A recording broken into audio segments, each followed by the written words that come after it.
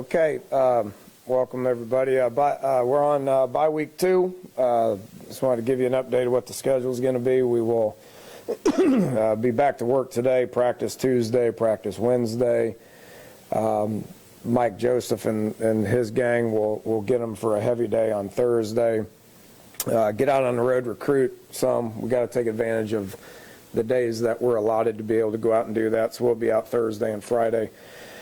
Then back to work on Saturday with, Mike will lift the guys real hard on Saturday, and then Sunday will be a heavy practice day, much like an in-season Tuesday would be. So we'll practice Sunday, Monday, Tuesday, travel on Wednesday, and go play Thursday night up in Fort Worth. So that's where we're at, and, looking forward to getting back to work here today. Take some questions. Terrell Chestnut, any other injuries? How's Terrell? He's day to day. I mean, he's, tries hard and has had a shoulder for quite some time. Actually had it before this game. Tried to play through it, was too sore. So he needs this week. We've had 4 hard games in a row. So the rest is going to do them all some good. For this week, so we will utilize this week obviously to get everybody as healthy as we possibly can, and then Sunday is where it's important to see where everybody's at. So we'll make sure that he's resting. Yodney was banged up in the game. We'll rest him all week. Tyler Orlowski could hardly even walk out there. We'll rest him all week. Wendell, has a lot's been made about him. Specific guys question why we're not using him very much. I can assure you we would use him as much as we possibly can. He hasn't practiced a day in the last 2 weeks. And he gets out there and just gives everything he's got for the team. So he will benefit from this week as well. So I would imagine when I talk to y'all next Monday, I have a little better sense as far as where everybody's at. Coach, with David Sills last week, you used him. What's the plan with him going forward? I mean, receiver, is he backup quarterback for you? Running back? I mean, what all will you do with Sills? Running back, he's 6'3", 190 pounds. What all will you do with him now? We'll keep experimenting with him. I mean, he's been playing receiver for about 2-3 weeks. I mean, this kid's been groomed to be a quarterback. Played quarterback his whole life. Signed here to play quarterback all spring. He played quarterback. If you go back and remember what we said about him after the Georgia Southern game, the kid loves to play football and did everything that we asked him to do for being the scout team player of the week for Georgia Southern. So when you get into the weekly grind of preparing for an opponent, there's not a whole lot of time for developmental aspect of things. So, he was playing quarterback on Thursday nights when we have our little Thursday night football stuff. I started playing some receiver for Gibby down there because we don't have a ton of bodies to play receiver on scout team. Turned some people's heads down there, so I took them last week and had a talk with them and practiced and looked pretty good. So asked him if he wanted to go play ball. He said, man, I just want to do anything that I can do to help the team. So we put him out there at wideout, and I wouldn't have put him out there if I didn't think that he could compete. So I put him out there, and he competed, and he looked good, so we'll probably keep doing it. Unless you got a better idea, Mitch. You think running back's the thing to do with him? If Scouter would go down with Sills, or would his crest? Nah, he hasn't taken enough reps at quarterback. I mean, he's been down there on scout team, so... William Crest's been taking reps. Chris Cheganov's been taking reps. Those guys could go in there and run the offense, would have the best chance to go in and run the offense based on the reps that we've been giving them. It'd be tough to put a guy in at quarterback that hasn't repped there since August. What's the most difficult part of developing those young quarterbacks throughout the course of the season? Because I'm sure you got to balance that with prepping Skyler each week. You can only rep one quarterback, so he's been getting the reps. We've been doing some different things with William to get him involved. That's worked out good. We'll continue to explore options when it comes to him and what he can do. And that third team quarterback's always been tough to rep. I mean, everywhere I've been, there's been minimal reps for a third team quarterback. There's just not enough time in the day to be able to get those reps. So Chugs has been the guy that is smart, is in tune with what we're doing. If we need him to get out there and play, then we will.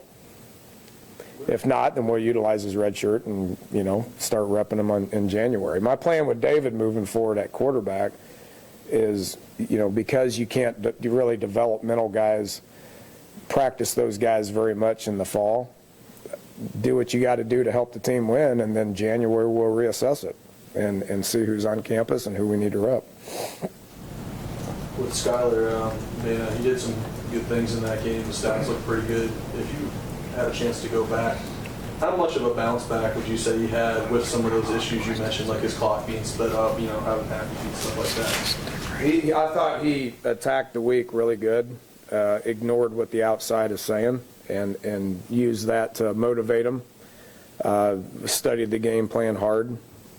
Got to spend a little time with his family because he's from Fort Worth.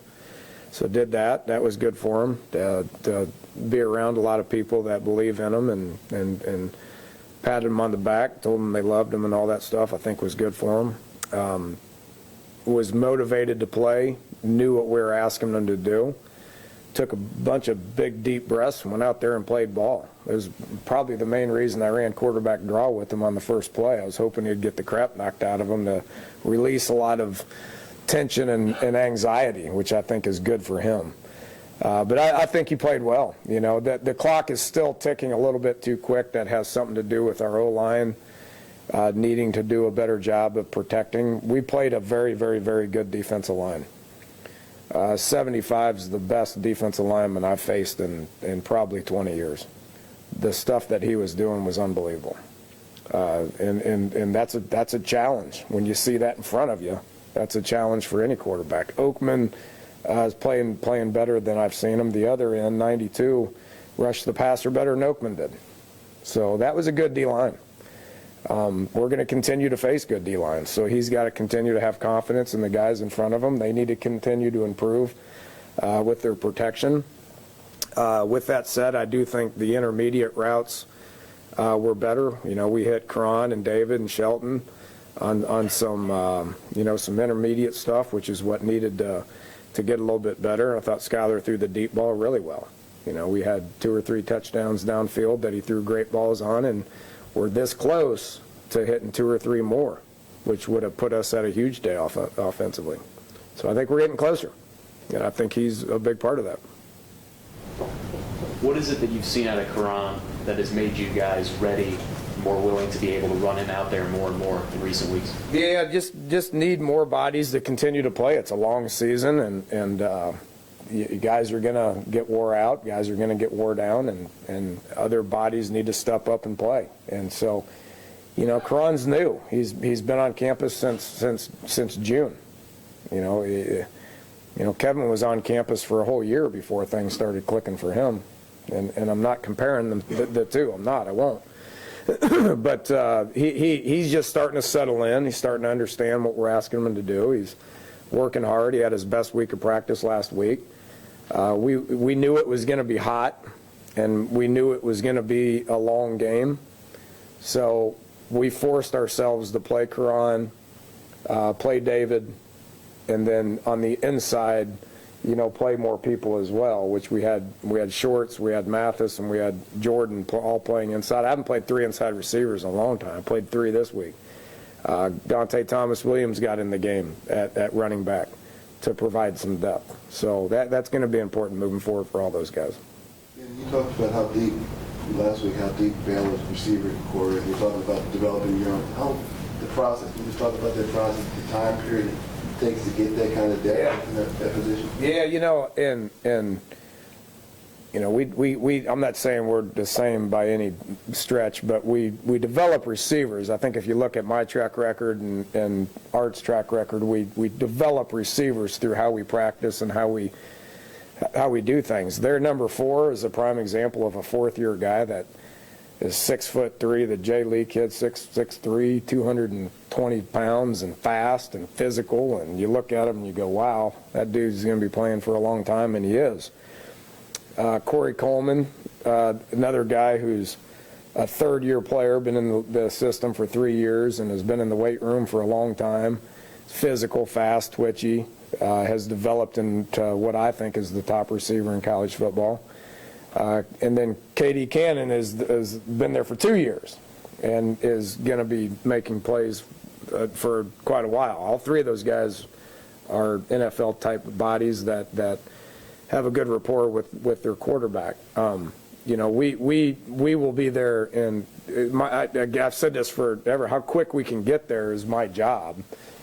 We have a bunch of first-year receivers or second-year receivers that I think we're going to be talking about for a long time.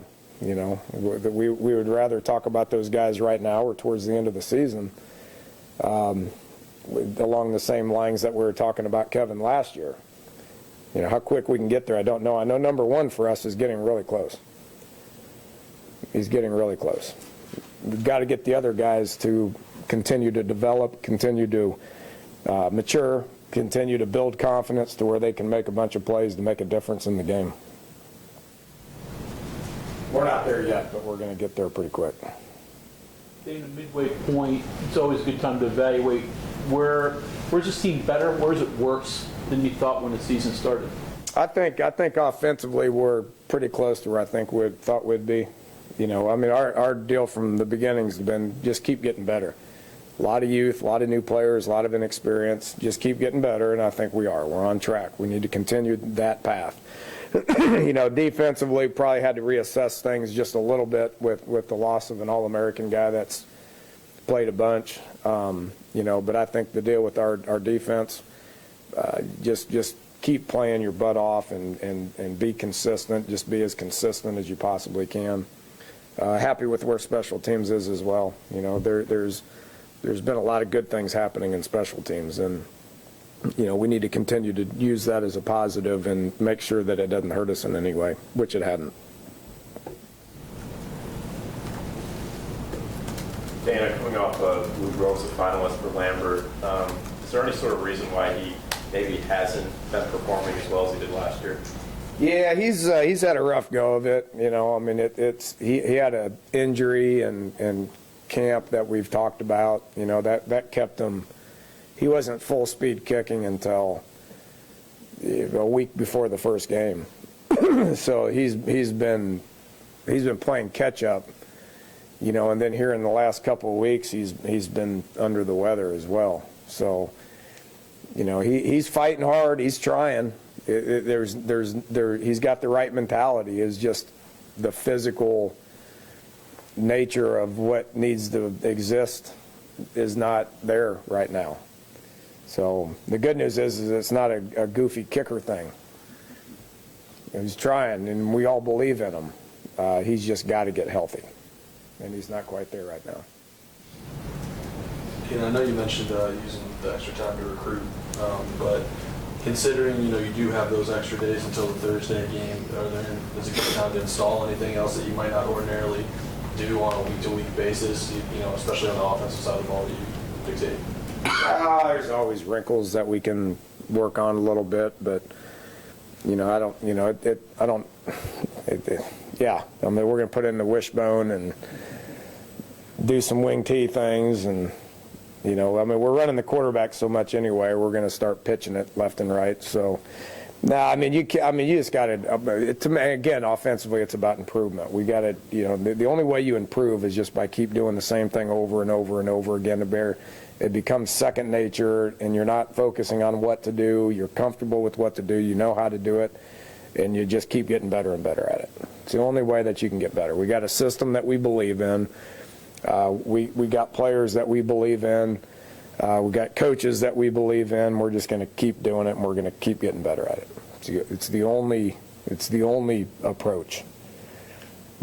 So I don't think what we're doing is the problem. I think we just need to keep doing it and doing it and doing it to the point where it becomes second nature and we're better at it. Dana, what are your thoughts of the kids you're redshirting right now? Do you use this week to scrimmage those kids a little bit? We scrimmage those guys every Thursday, so we won't do anything different this week. It's more about rest and I think getting guys away from it is important. I mean, we're here so much, and we obviously with the 20-hour rule, we can't keep them a whole lot more than that anyway. But the guys come up and they're here a lot, and just to get some downtime is important. We gave them Sunday off, we gave them Monday off, we'll give them Friday off, just to get away from it. They can't take any mini vacations or anything like that, but they can just have some downtime to be normal student athletes. I think is important. With that said, the young developmental guys are always developing. They have separate developmental lift times, and sometimes when we're in here meeting on some things, they're downstairs getting a developmental lift in. How much time can you actually practice those guys? We devote Thursday nights as that day. This Thursday we can't do it because we got to go recruit. But next Tuesday, which we'll treat as a Thursday, we'll practice those guys again. So who looks good and who doesn't, I don't know. They just need to keep playing.